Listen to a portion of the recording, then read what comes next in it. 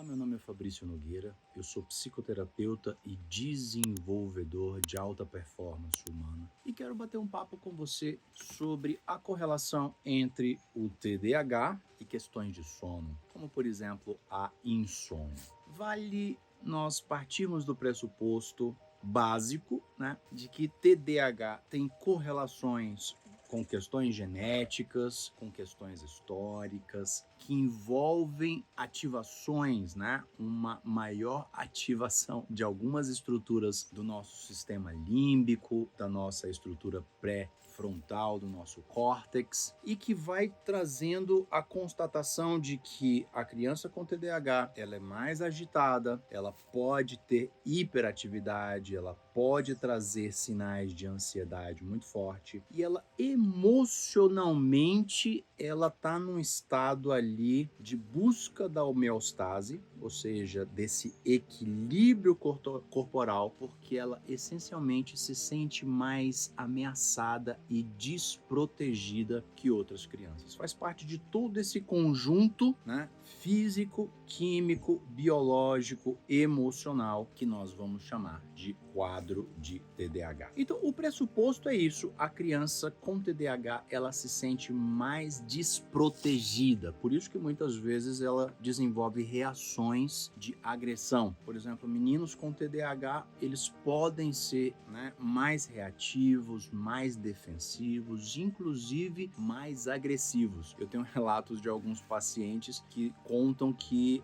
a vida inteira eles se viram como aqueles que faziam bullying. Então, muitas vezes a criança com TDAH ela recebe bullying, mas ela pode ser também aquela que pratica, né? Ou seja, fica provocando, fica incitando confusão, porque muitas vezes essa criança precisa sentir-se no seu território. O que significa sentir-se no seu território? Sentir-se protegida. Ora, isso no ambiente familiar vai trazer algumas questões. Então, a minha primeira pergunta para podermos falar sobre insônia e TDAH é: o seu ambiente familiar é um ambiente que você considera de paz, tranquilo ou conflituoso, com tensões?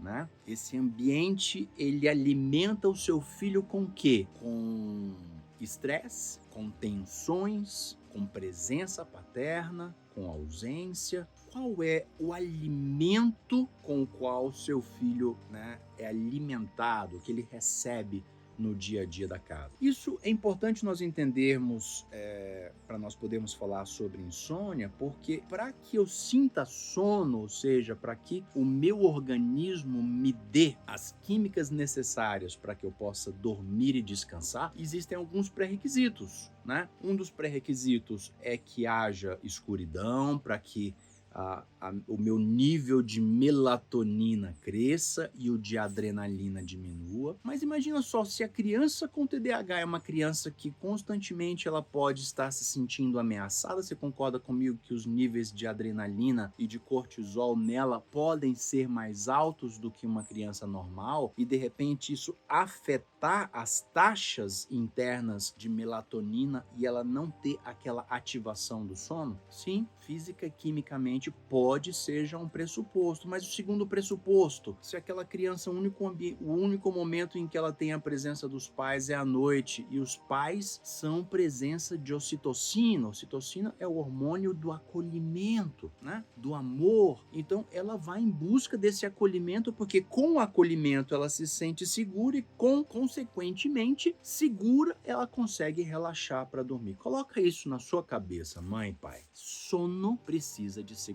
Sono precisa da sensação da proteção. Então, claro que a criança, desde pequenininha, se ela já se sente insegura, ela vai sentir muita falta da presença dos pais, porque a presença dos pais vai ser o alimento da segurança. Se esse alimento da segurança não existe, ela vai viver sob constante contexto de ameaça e aí ela não vai conseguir relaxar direito. Por isso, crianças com TDAH têm a tendência de não conseguirem ter a mesma qualidade de sono ou a mesma ativação do sono que uma criança normal. Sobretudo se essa criança fizer uso do celular ou de joguinhos eletrônicos noturnos, que fazem com que também ative muito a captação de luz interna e diminua a ativação da melatonina, que é o hormônio do sono. A gente precisa dela, ok? Então, tirar o celular ou reduzir até uma certa hora o celular e joguinhos eletrônicos é muito importante. Ponto número 1. Ponto número 2, como é importante a criança sentir-se no seu território, sentir-se segura, sentir-se protegida. Eu sei que às vezes o ambiente que você, mãe, se encontra é um ambiente que não está do jeito que você gostaria que fosse. Às vezes a própria concepção do seu filho não foi como você gostaria que fosse, né? Às vezes aconteceu um abandono do seu marido, do casamento, às vezes não aconteceu nem casamento, às vezes as coisas estão mais duras do que se parece. A criança precisa sentir essa sensação de segurança, e essa sensação de segurança está muito ligada a você. Caso esteja tudo bem no ambiente familiar, né, ambiente com pai, mãe ou com genitores ali, é super importante que haja esse processo de fazer com que a criança se sinta segura. Você concorda comigo que a criança consegue relaxar mais quando você vai lá na cama dela, quando você vai lá no lugarzinho dela, coloca para dormir, às vezes faz uma oração, né, conta uma história, dá atenção para ela, fica com ela ali, ela começa a o quê? Ela começa a relaxar porque ela se sente segura, ela se sente no ninho, ela se sente abarcada, ela se sente abraçada e protegida. Gente, sono é proteção. Se você não se sente protegido, vai vir insônia. Então, de repente, até você, mãe, pai, tem tido insônia e não está entendendo por quê. São as suas emoções, ou seja, as suas sensações internas que circulam aqui. Essas sensações hoje dentro de você, mãe, são sensações de segurança ou são sensações de insegurança, de medo do que está por vir, né? Como é delicado tudo isso e como é importante que você consiga também, mãe e pai, reconhecer o que acontece dentro do seu filho. Começar a decifrar quais são as emoções que estão dentro dele, quais são as sensações que giram em torno dele. Então, só para você entender algumas das minhas visões e percepções em torno disso, eu reitero como é importante que você tome consciência. Você é mais importante na vida do seu filho do quanto você possa imaginar. E quanto mais você estiver ausente, mais a sensação de desproteção, concorda comigo? Quanto mais você estiver presente com aquela presença de qualidade, acolhendo, né? Abraçando, abarcando, gerando nele a sensação de proteção, mais ele vai se sentir à vontade para relaxar, destravar o estresse e poder descansar bem, dormir.